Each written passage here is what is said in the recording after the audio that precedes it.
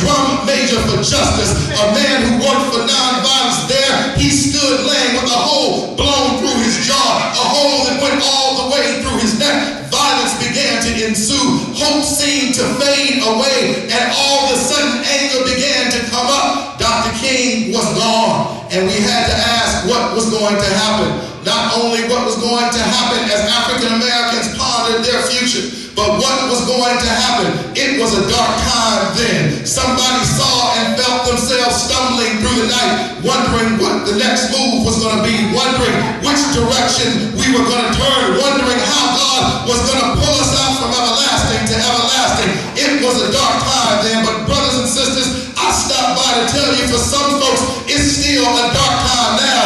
April the 4th, 2010, you may not have seen a civil rights leader slain on the balcony of the Lorraine Motel, but the situations and the conditions of injustice right here in this nation, right here in this state, often right here in this city, right here all throughout the Bay Area, make us wonder, have we really made progress? Have we really come on forward? Are we still stumbling through the darkness? Do we see what God is trying to do? Are we still living in the tombs? Have we come to celebrate with resurrection power what God did for Jesus and what God has done for you and me? Or are we still living in the grave, still giving up, still giving in, and still going on, not believing that God will deliver us, not believing that God will raise us, not believing that God will heal us, not believing that God will hear our faintest cry and answer by and by?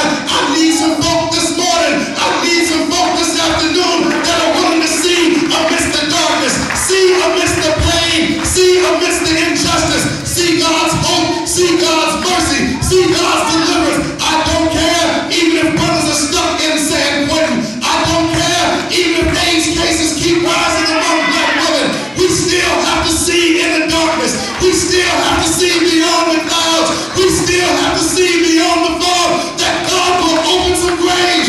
God will open some tombs. God will raise some men and women. Just like Martin fell, God will raise up somebody else. God is God.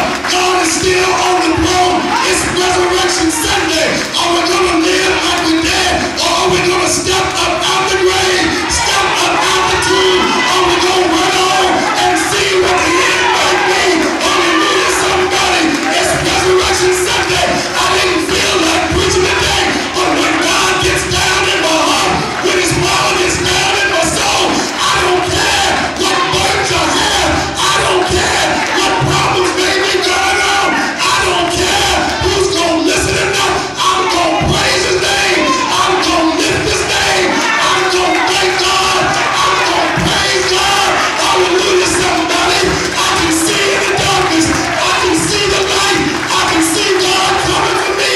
I can see Him through the darkness. I can see Him through the fog. I can see Him through the pain. Somebody help me see this afternoon.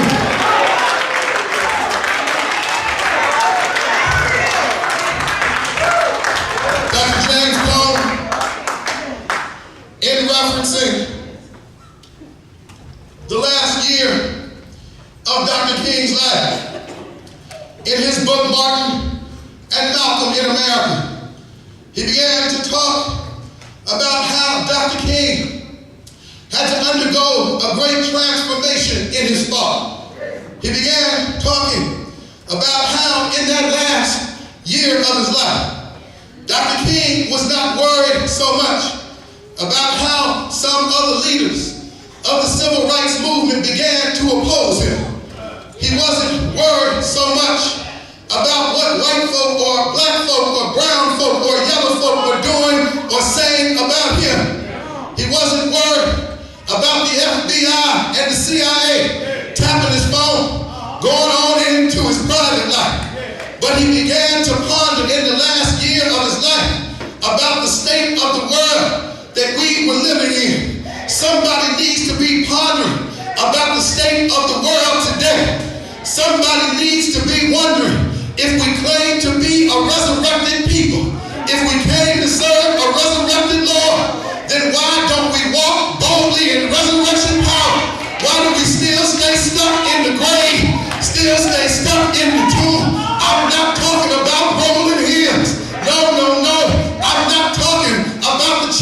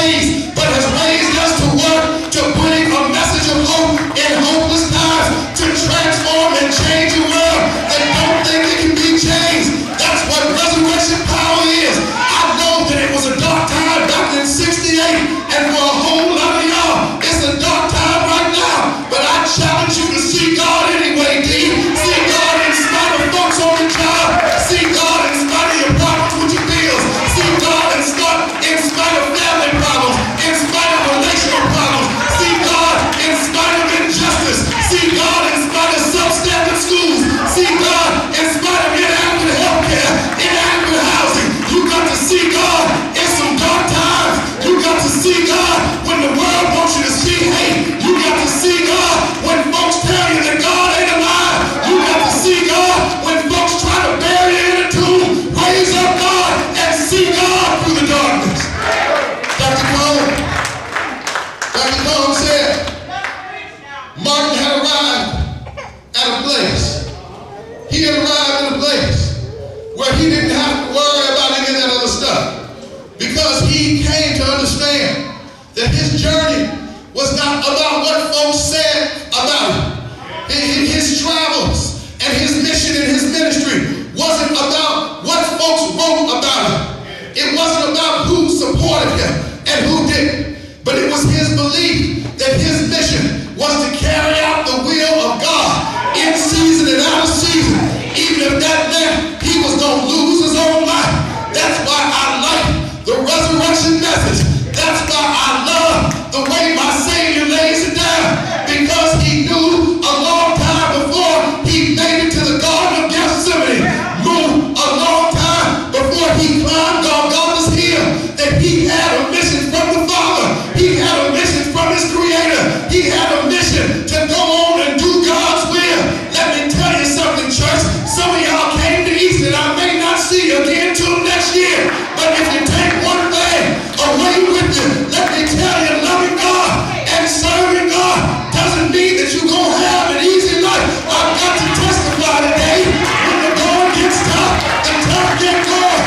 If you go all the way with Jesus, that may mean that you may have to go with him even under death. Jesus was willing to go, just like Martin was willing to go. The question is, even when times are dark, even when the days are dark, even when the night still persists, are you willing to go with God?